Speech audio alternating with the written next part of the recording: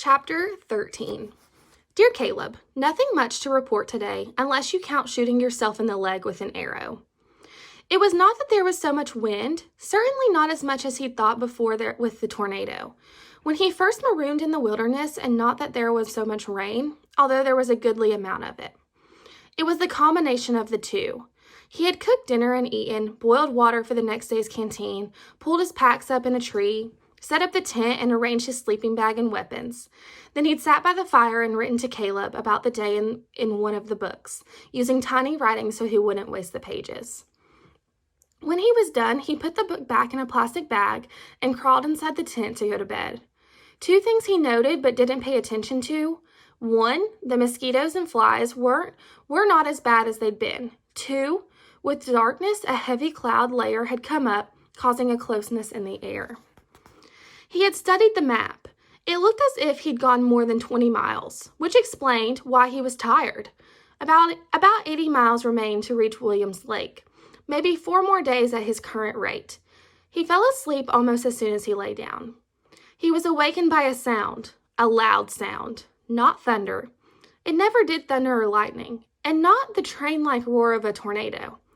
This just started low, the hissing of rain driven against the tent. He listened for a moment, then snuggled back in his bag. He was in a good shelter, waterproof. Let it rain. Except that it kept coming and kept coming. It went from a moderate rain to a downpour, and finally to an outright deluge. And with the rain came wind, not violent, but enough to break off branches and push the rain still harder. And soon Brian found his bag wet as the rain came in under the tent. He lifted the flap to look out, but it was far too dark to see anything. And it rained harder and harder. The wind pushed stronger and still stronger, and at the last the tent seemed to sigh. It collapsed around him, and he started rolling against the grass toward the edge of the clearing. Everything was upside down, crazy. He couldn't find the entrance, and about the time he thought he had it, the tent dropped off the 5-foot embankment, and he rolled down to the lake shore. He landed in a heap and felt intense, hot pain in his right leg at the upper thigh and reached down to feel an arrow shaft from his leg. Great, he thought. I've shot myself in the leg.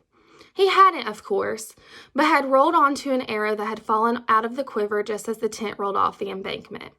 He couldn't get his bearings, but he knew where his thigh was, and he grabbed the arrow and jerked the shaft out of his leg. There was an immediate surge of pain, and he felt like passing out. He didn't, but then he heard a strange whoomp thump, and something crashed down on his head. This time, he did pass out. He came to a few seconds later with a sore head, a sore leg, and absolutely no idea in the world what was happening to him.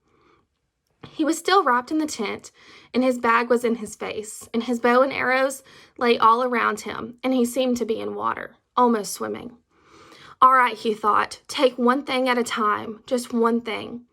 I poked my leg with an arrow. There, good. I pulled the arrow out. My leg still works. It must not have been a broadhead because it didn't go in very deep. Good. My tent collapsed. There, another thing. I'm in the tent and it collapsed. I just have to find the front zipper and get out and climb up the bank. Easy now, easy. Something hit me on the head. What? Something big that thunked. The canoe. The wind picked up the canoe and it hit me. There, I've poked my leg, rolled down a bank, and been hit in the head with the canoe. All simple things, all fixable things. He fumbled around and at last found the zipper of the front of the tent, opened it up, and slithered out into the mud of the lake shore. The rain was still coming down in the sheets, the wind still hissing and slashing him in the water, but he had his bearings and it was not impossible to deal with things. He dragged the tent up the embankment and onto the grass, limping as the pain in his leg hit him. It was too dark to see how much he could make out the shape of the canoe lying upside down. It had been moved a good 10 feet from where he had left it, and he had not tied it down loosely with the line, it would have blown away across the lake. He had forgotten the most important thing about living in the wilderness, the one thing he thought he would never forget. Expect the unexpected. What you didn't think would get you, plan on the worst, and be happy when it didn't come. But he had done one thing right. He had tied the canoe to a tree. He dragged the tent to the canoe, crawled underneath, and lay on the tent and rest of the night, listening to the wind and rain, wincing now and then with the pain in his leg and feeling stupid. It was a long night.